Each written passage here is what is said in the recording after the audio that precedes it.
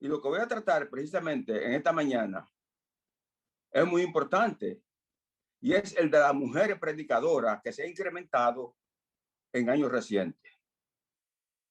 La palabra de Dios no cambia. Siempre debemos responder en cualquier situación de una manera bíblica. Así como preguntaba José, o decía José, si hay una pregunta, debe ser bíblica. No vamos a traer lo que yo pienso, lo que yo creo. Lo que yo pienso, dice la palabra, mis pensamientos no son tus pensamientos, ni mi camino tu camino. Así que cada quien puede pensar y caminar como quiera. Tenemos que pensar como la palabra de Dios nos enseña que debemos pensar. Por eso es que debemos tener discernimiento, leer la palabra de Dios, tener discernimiento para poder hablar de ella. Y el pensamiento que vamos a estar viendo empieza en el capítulo 14 de Primera de Corintios. Así que se pueden buscar la Primera de Corintios capítulo 14. Nosotros vamos a estar leyendo a partir del versículo 33. Pero vamos a leer el versículo 33, vamos a leer la segunda parte del versículo 33, ya que la primera parte está conectado al pasaje anterior. Así que la palabra de Dios dice, como en todas las iglesias de los santos, vuestras mujeres callen en las congregaciones, porque no les es permitido hablar, sino que estén sujetas o sujetas, como también la ley lo dice. Y si quieren aprender algo, pregunten en casa a sus maridos, porque es indecoroso que una mujer hable en la congregación. Y se hace una pregunta, ¿acaso ha llegado de vos, ha salido de vosotros, perdón, la palabra de Dios, o solo a vosotros ha llegado? Si alguno se cree profeta o espiritual, reconozca que lo que os escribo son mandamientos del Señor. Mas el que ignora, ignore. Padre nuestro que estás en los cielos, te alabamos, te glorificamos y te damos gracias. Gracias, Señor, porque hemos leído tu palabra.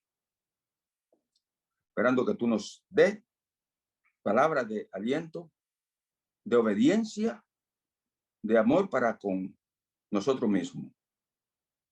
Ayúdanos a entender tu palabra, Señor. Danos discernimiento para que podamos ser fieles. En el nombre de Cristo.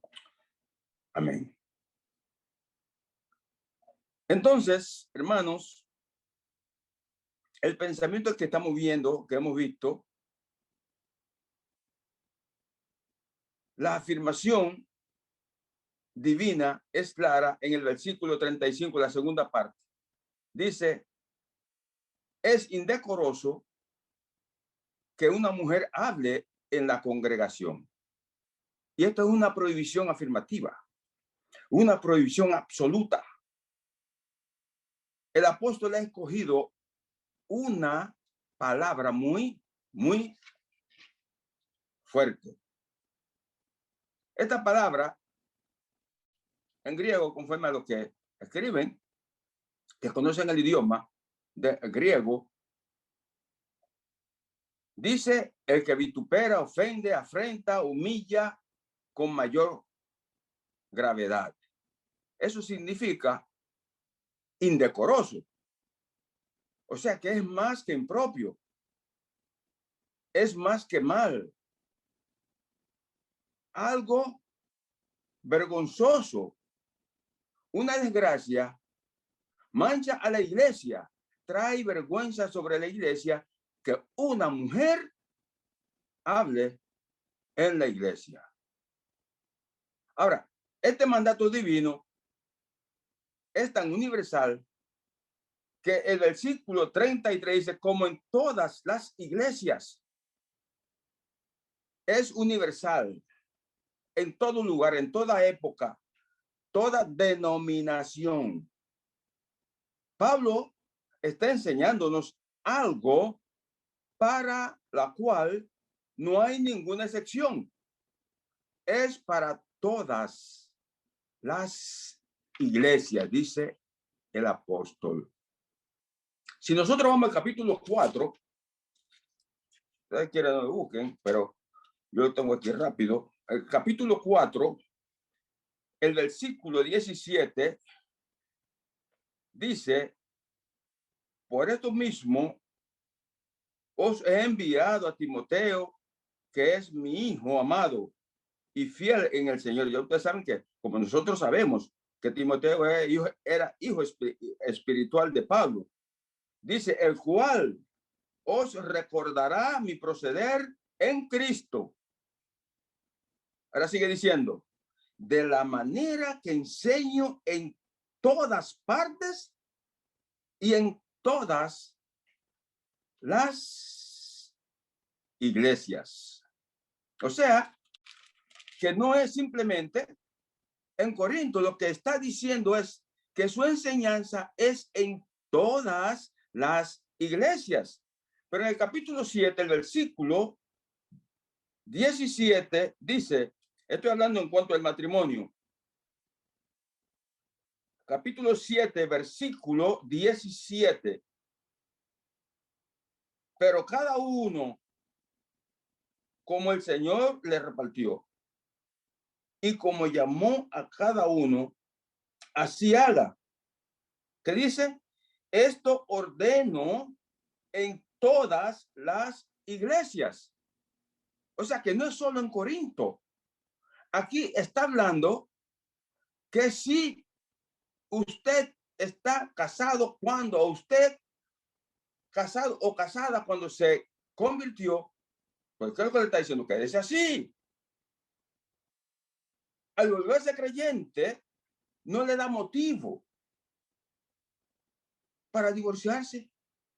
¿Y qué es lo que está diciendo? Que esto es para todas las iglesias sin excepción. Entonces, cuando uno lee todas estas porciones que el Pablo está hablando para todas las iglesias, y uno oye, no, porque Pablo se translimitó, no, porque esto no es así, no, porque esto es para la iglesia de Corinto. Gracias a Dios que nuestras hermanas entienden perfectamente esto, porque las asambleas lo enseñan, así lo aprendimos de los misioneros que llegaron a la República Dominicana, porque ellos lo aprendieron de la sana doctrina. Ellos lo cogieron de lo que la iglesia primitiva enseñó, de lo que la iglesia primitiva vivió, que hay un nuevo evangelio y enseñan diferente. Pues bien, el problema es que nos vamos a tener que presentar delante del Señor y vamos a tener que dar cuenta. En el capítulo 11, vamos a ver también, capítulo 11, el versículo 16, dice: con todo esto, si alguno quiere ser contencioso, nosotros no tenemos tal costumbre, ni las iglesias de Dios, siempre en plural. Cuando usa esa frase, está cerrando la realidad de que esta es una verdad universal como la iglesia de Cristo. La iglesia de Jesucristo es universal. La enseñanza tiene que ser universal. No puede ser que para uno sí y para otro no. Está claro que es vergonzoso que una mujer hable en la congregación. Esto es lo que enseña la palabra de Dios. Es vergonzoso que una mujer hable en la congregación. Ahora, en una encuesta aquí en Estados Unidos, el 70% de los encuestados dice que se siente bien con una pastora. Ahora, el 62% de cristianos practicantes se siente bien también con una pastora. Hay otro, que el 40% de evangélicos, oiga, el 40% de evangélicos se siente bien con una pastora. Y usted sabe que el 50% el 50% de los que estudian en el seminario para pastores, ¿saben qué son? Mujeres. En 1960, esa misma encuesta dice que en 1960 solamente el 2% eran pastoras. Bueno, cuando yo estaba muchacho, yo no veía ya mujeres predicando, yo siempre lo que veía eran hombres. No sé, las cosas han ido cambiando. Este asunto de la igualdad de género, usted oye hablando de esto y esto es algo que uno se pregunta, ¿y qué es? Y usted ve todas las cosas que están aconteciendo y los crímenes, y bueno, pero ¿por qué? A medida que vayamos hablando, vamos a ver el por qué pasan estas cosas. Ahora, como podemos ver, el cristianismo evangélico es la última frontera en caer presa de la rebelión feminista. Las predicadoras, pastoras, están violando claramente la palabra del Señor. No es más que una rebelión.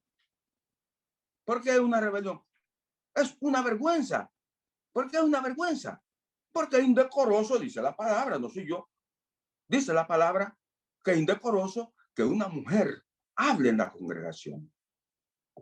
Se oponen abiertamente a Dios y a su revelación. Eso debe considerarse como una rebelión abierta. Uno se puede preguntar, ¿por qué este es un asunto tan difícil para las mujeres? Bueno, como el libro de Génesis, capítulo 3.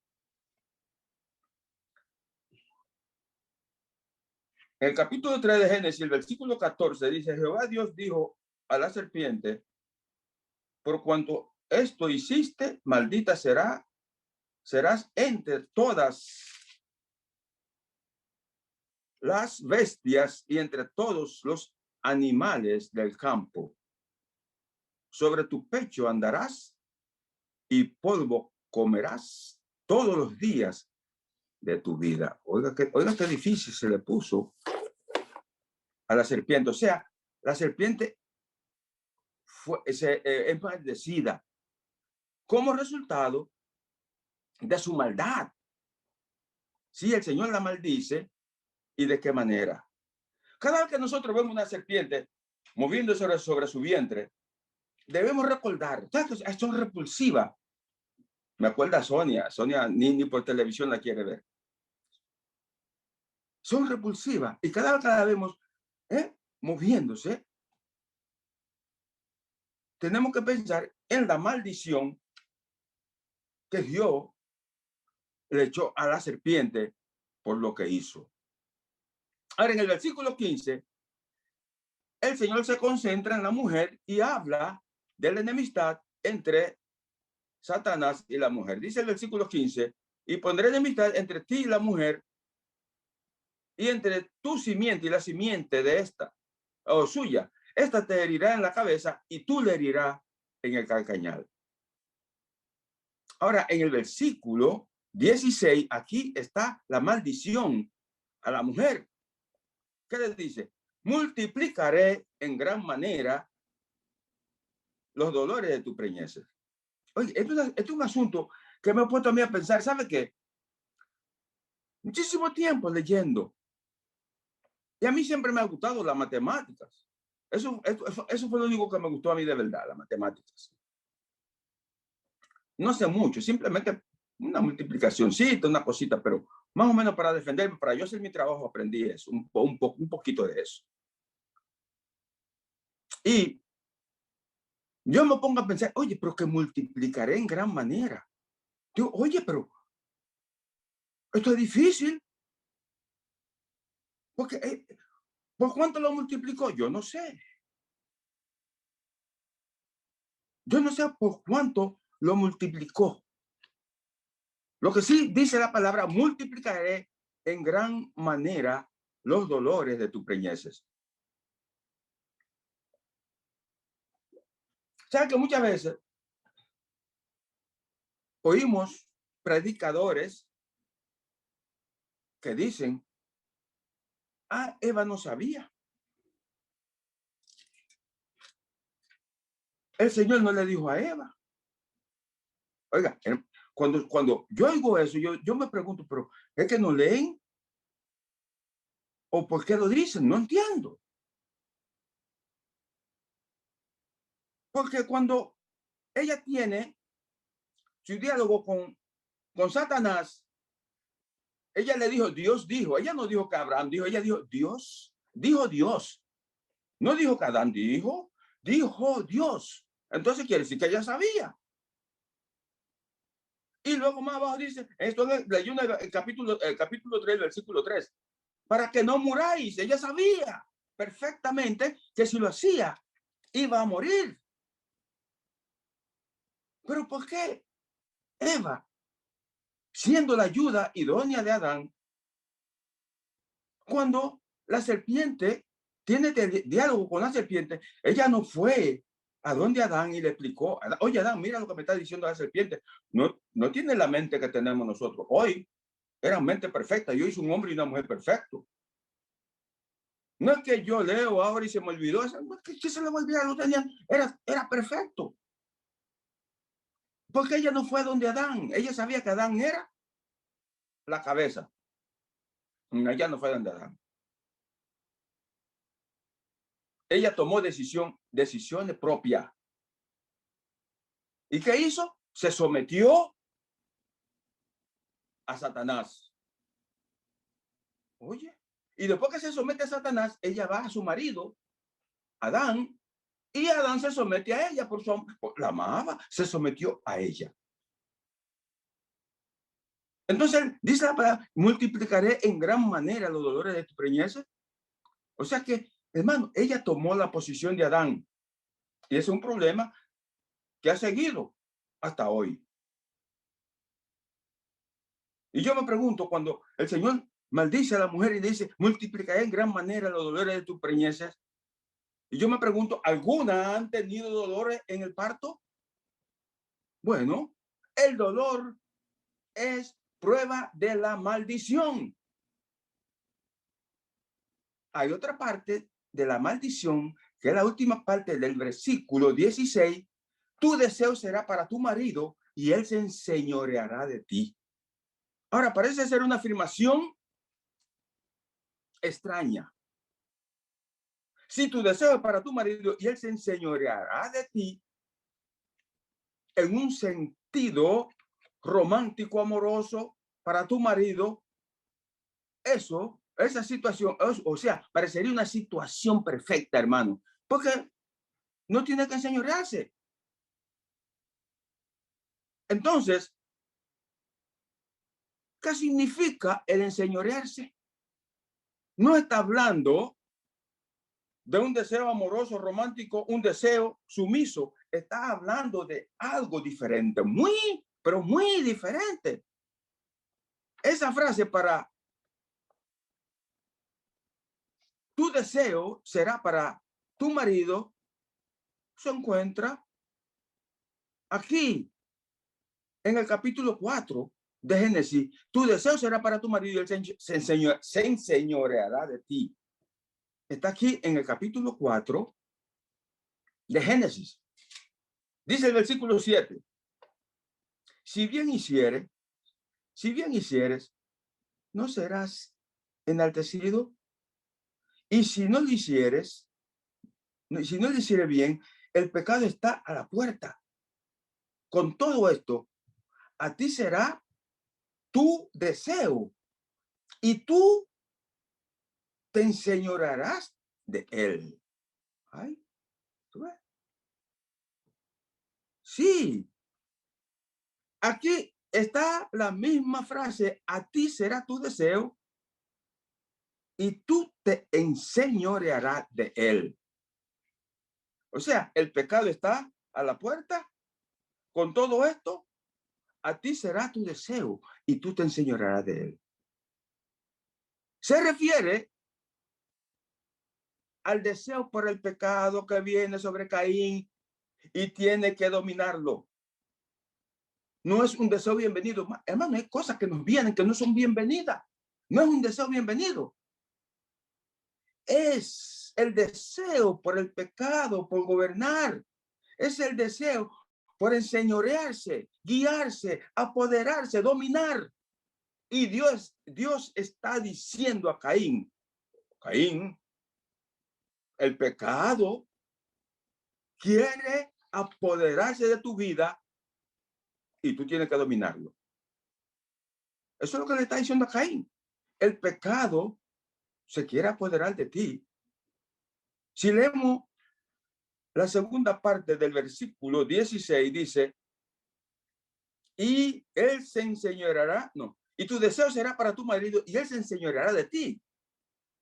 Lo que está diciendo es, el deseo de la mujer es gobernar a su marido, pero él tiene que gobernarla a ella.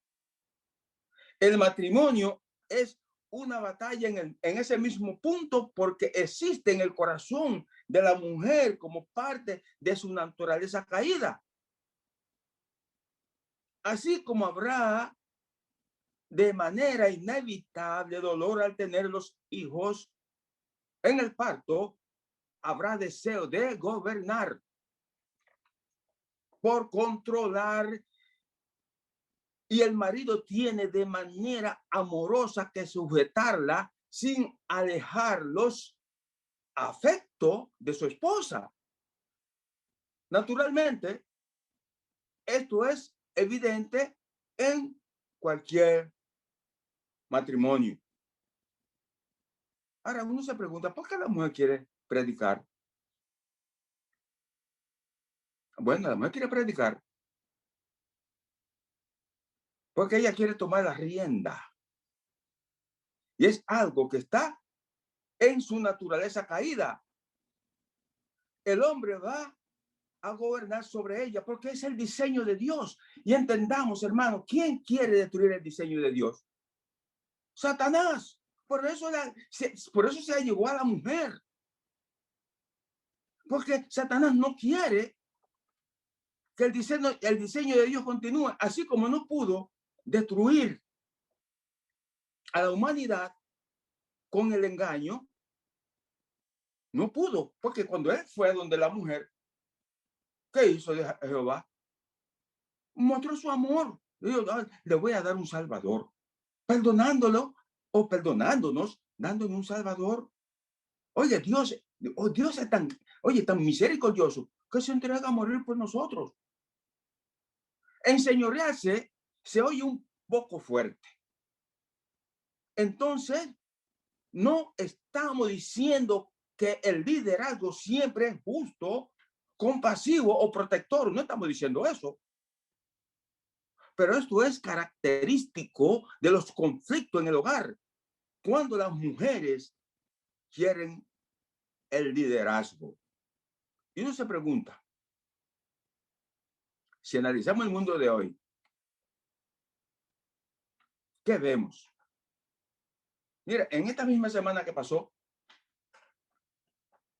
los presentadores de noticias se jactaban de decir, en la historia de Estados Unidos, nunca fueron las dos personas más poderosas que estuvieron detrás del presidente, dos mujeres. Una, vicepresidente, la otra, la presidenta de la Cámara. Quiere decir que si falla el presidente, está la vicepresidenta. Si falla la vicepresidenta, está la presidenta de la Cámara.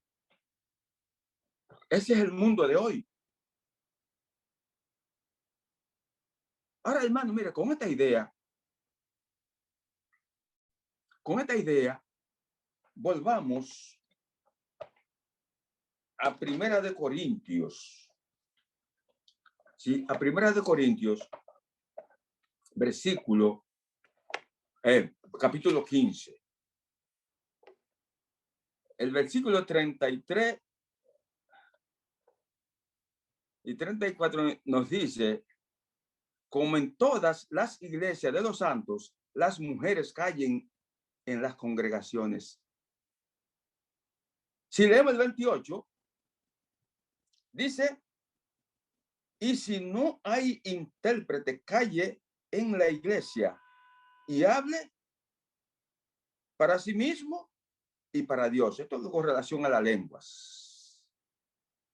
Ahora, el 30 dice, y si algo le fuera revelado a otro que estuviera sentado, calle el primero. ¿Cómo se entiende eso? ¿Se necesita alguien que interprete? Calle. O sea, en el versículo 34 de este capítulo 14, no quiere decir en el hogar. Es en la iglesia. Es en la iglesia. Y vamos a ver en Tito. Vamos a ver en Tito. Capítulo. Tito. Vamos a ver en Tito, capítulo 2. ¿Qué dice la palabra de Dios? Empezando el versículo 3. Las ancianas asimismo sean reverentes en su porte, no calumniadoras, no esclavas del vino, maestras del bien, que enseñen a las mujeres jóvenes a amar a sus maridos y a sus hijos, a ser prudentes, castas, cuidadosas de su casa, buenas, sujetas a sus maridos, para que la palabra de Dios no sea blasfemada. Oiga, sujeta a sus maridos para que la palabra de Dios no sea blasfemada. Cuando una mujer se sale del dominio de la esfera de Dios, o que Dios ha diseñado, vamos a ponerlo así mejor, entonces la palabra de Dios es blasfemada. Y eso el Señor dice que no quiere que su palabra sea blasfemada. Primera de Corintios, el capítulo, aquí este mismo capítulo 14, la parte C del versículo 34 dice, así como la ley lo dice. Así, por el leamos el 21 de Primera de Corintios, el versículo 21 del capítulo 14, en la ley está escrito en otras lenguas y con otros labios hablará este pueblo y ni aún así me oirán, dice el Señor.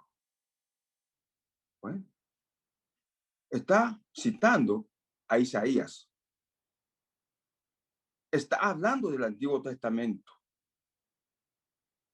Es claro que a partir del Antiguo Testamento, que las mujeres no deben hablar en la asamblea de los santos. Usted se preguntará, ¿qué evidencia tenemos? Yo le voy a ir hablando. Vayan, si quieren, anoten.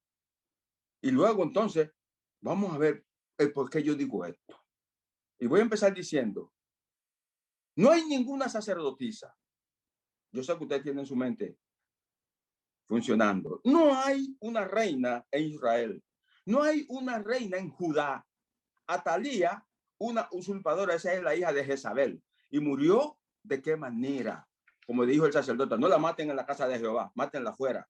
No hay una profetisa con un ministerio, oígase bien, con un ministerio continuo como Elías, no hay. Con un ministerio continuo como Eliseo, no la hay. Hay 39 libros en el Antiguo Testamento, ninguno fue escrito por una mujer.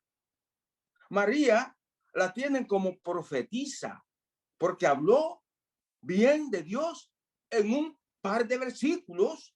Esto está en Éxodo capítulo 15. Débora, una jueza, que cuando fue a la batalla, empujó a Barak para que guiara las tropas. Hulda, que la más que habló como en 4 versículos, ella habló en nombre de Dios, pero no tuvo un ministerio continuo.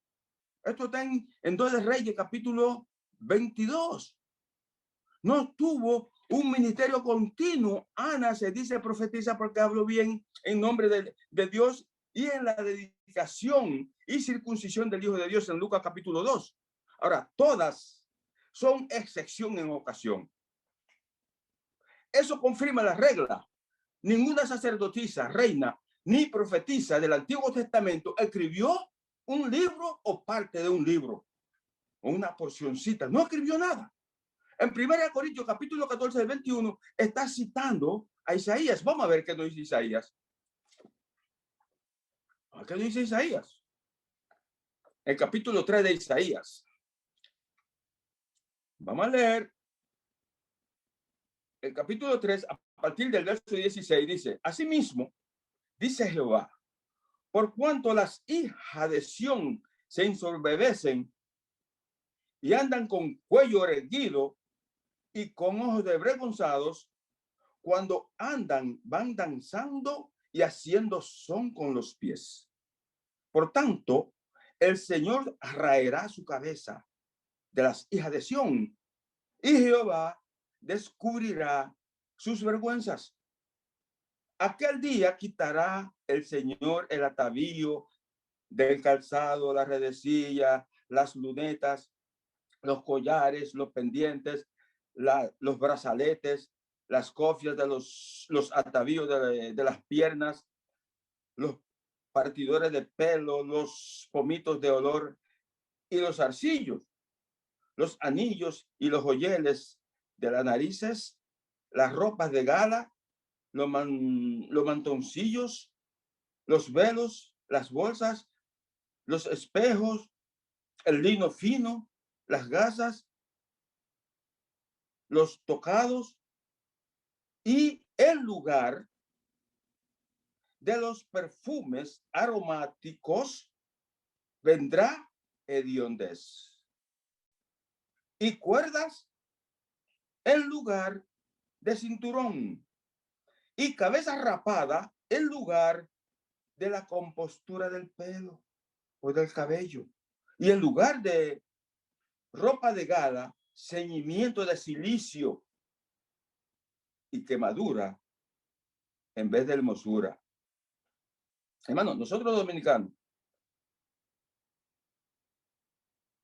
cuando hablamos de silicio, ¿sabe qué? Ese traje que se hacía, cuando yo era muchacho, que se hacían de sacos de esos de pita, de esos sacos que habían, que echaban el carbón y esas cosas, y el maíz. De eso todavía hay gente que se hacían promesas y se hacían sacos de eso. Hermano, como podemos ver, eso es el traje de silicio. Ahora, como podemos ver, hermano, Isaías está condenando a las mujeres de Judá que se volvieron contra Dios. Leamos el versículo 12 de este mismo capítulo 3. Los opresores de mi pueblo son muchachos y mujeres se enseñorearon del pueblo mío. Los que te guían, te engañan y tuercen el curso de tus caminos. O sea, se enseñorearon las mujeres del pueblo de Jehová. Ay, hermano, mire, no se hace la voluntad de Dios, vamos a caer en situaciones tan difíciles que nos vienen cosas encima que no queremos, pero es así. Ahora, hermano, como podemos ver, lo que hemos leído aquí en Isaías, por su modo erguido de andar y por sus actitudes orgullosas, Isaías las acusa de comportamiento de vergonzado e indecente. Dice que sus miradas desvergonzadas, sus pasos delicados, ¿sabe qué? Ellas se ataban una cadenita de pierna a pierna. Entonces, eso lo obligaba a caminar pasito corto.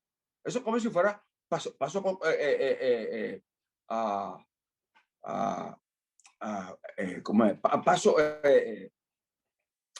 sincronizado, pasito corto, como bueno, como un robo de hoy día, o jarcas con cascabeles de plata que sonaban al andar. Y esto era repulsivo para Dios. Isaías profetizó para ella, ¿sabe qué? Desnudez, calvicie, como lo hemos leído, esterilidad.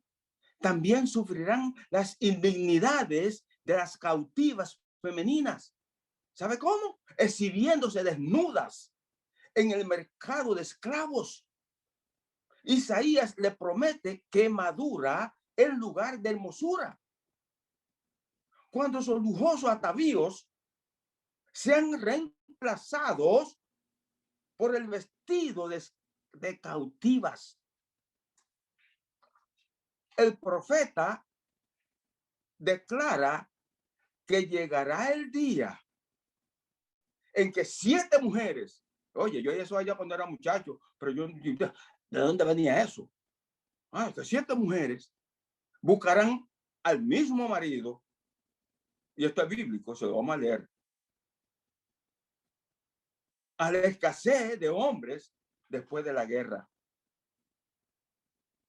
Le prometerán, la mujer, oiga, las 7 mujeres le prometerán mantenerse ellas mismas con tal de llevar su nombre y ser su esposa, quitándoles así el oprobio de permanecer soltera y sin hijos. ¿Por qué? Porque una mujer sin marido y sin hijos, para las mujeres del Antiguo Testamento, no tenían la esperanza de ser la madre del Mesías. 7 mujeres para un hombre, capítulo 4, versículo 1. Echarán mano de un hombre 7 mujeres en aquel tiempo, diciendo, nosotras comeremos nuestro pan y nos vestiremos de nuestras ropas.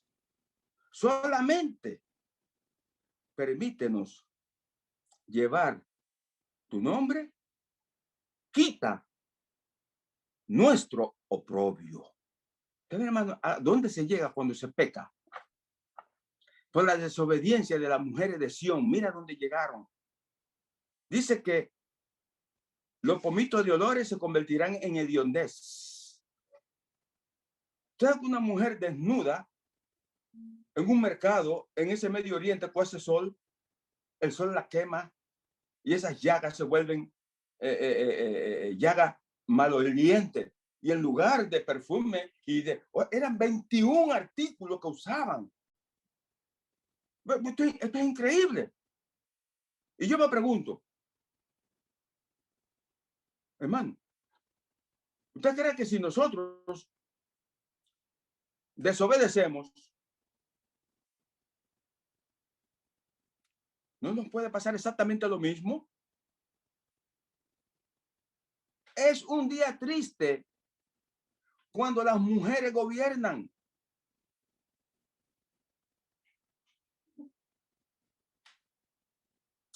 Mire, José, me voy a coger unos minutos.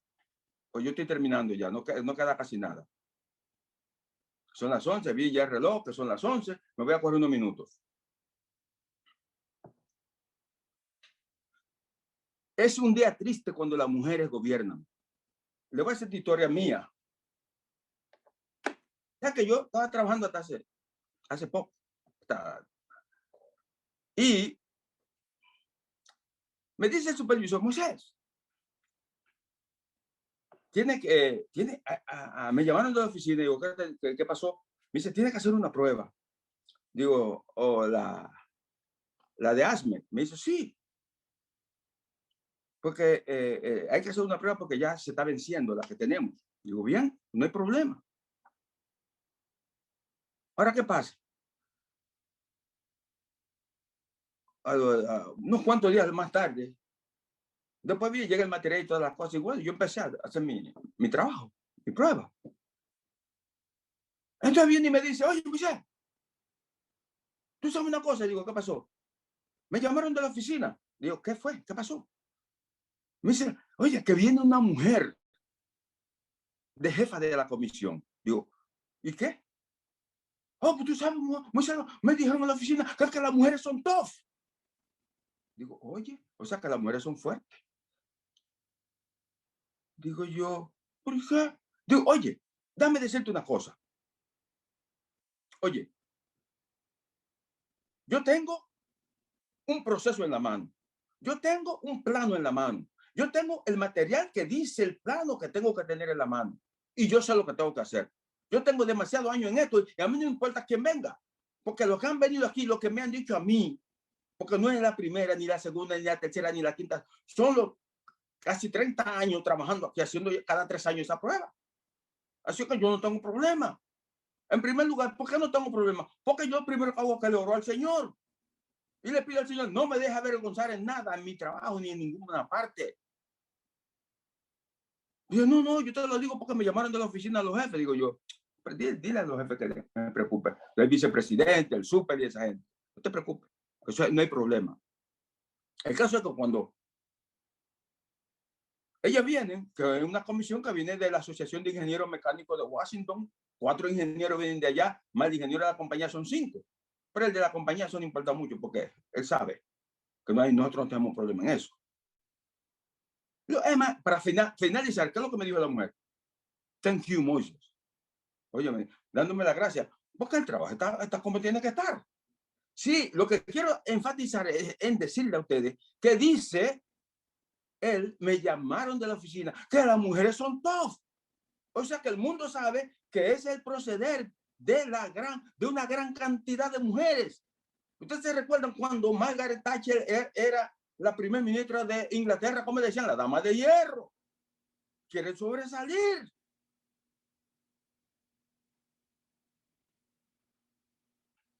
Estamos enfrentando eso en nuestro mundo, en nuestra cultura. Sí, todo lo difícil que se está infiltrando en la iglesia. Lo que sucedió en Judá llevó al juicio de Dios. Ahora, como podemos ver, no hay ninguna autor mujer en el Nuevo Testamento. No hay ninguna apóstol, mujer, no hay ninguna que escribió nada. Entonces, hay coherencia con el Antiguo Testamento.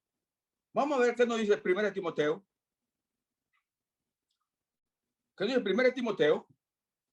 Capítulo 2 y el versículo 9. Asimismo, que las mujeres que se atavíen de ropa decorosa con pudor y modestia, no con peinado ostentoso, ni oro, ni perlas, ni vestido costoso. Entonces, esto está relacionado con Isaías. O sea que las mujeres se hacían, como decía en Santo Domingo, yo estaba muchacho allá, se hacían un bucle. Ahora ese bucle, conforme a lo que está diciendo la palabra, se entretejían cordoncillo de oro, oigan, perlas, vestido costoso. ¿Cómo se entiende eso?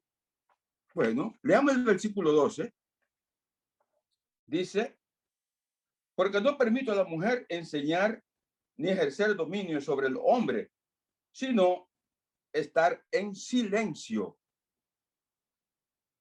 Ahora, ¿por qué es esto así? Leamos el versículo 13. Porque Adán fue formado primero, después Eva. Ay, hermano, lo que quiero que entendamos, hermanas y hermanos, que entendamos qué es el orden de la creación. Eva vino para ser la ayuda idónea de Adán, pero en el huerto se cambió el asunto. Ella cogió la posición de Adán. Y esa es la situación que hay hoy día. Pero hay un segundo propósito. Adán no fue engañado, sino que la mujer, siendo engañada, incurrió en transgresión. Ahora, por creación y por engaño, la mujer es diseñada por Dios para seguir el liderazgo del hombre. La mujer no quiere eso. La mujer no quiere eso. Gracias al Señor que nosotros en las asambleas, esto es así, la mujer sí obedece la palabra de Dios. Hay otras asambleas que no. No sé si es el nuevo evangelio. Adán fue diseñado como la cabeza. Cuando Eva se salió de debajo del liderazgo de Adán y actuó por sí sola, fue vulnerable. ¿Por qué? Porque Dios diseñó que tuviera un protector, una mujer que deje el abrigo y el refugio de un hombre que la protege, tiene vulnerabilidad. Entonces, ¿quién creó el liderazgo? El liderazgo fue creado por Dios. El liderazgo del hombre no fue por Moisés, por Abraham ni por nadie. Fue establecido por Dios. Y yo quiero terminar diciendo ya para que cerremos con el último, con el versículo 38, bien cortito que ese versículo. Más, dice el versículo 38 del capítulo 14, más el que ignore. Padre nuestro que estás en los cielos, te alabamos y te glorificamos y te damos gracias. Gracias, Señor, porque sabemos que nuestras hermanas, nuestros hermanos entendemos esta realidad, pero como estamos escuchando por el internet de diferentes iglesias, no queremos que nuestra mente venga a cambiar, porque sabemos que cuando no hacemos tu voluntad, cuando desobedecemos tu palabra, el castigo está ahí para nosotros, porque sí entendemos tu amor, pero también tu justicia y tu juicio. Muchas gracias, Señor, por esta oportunidad que me ha dado y que podamos entender la realidad de que obedeciéndote tenemos bendiciones. Que el Señor me bendiga.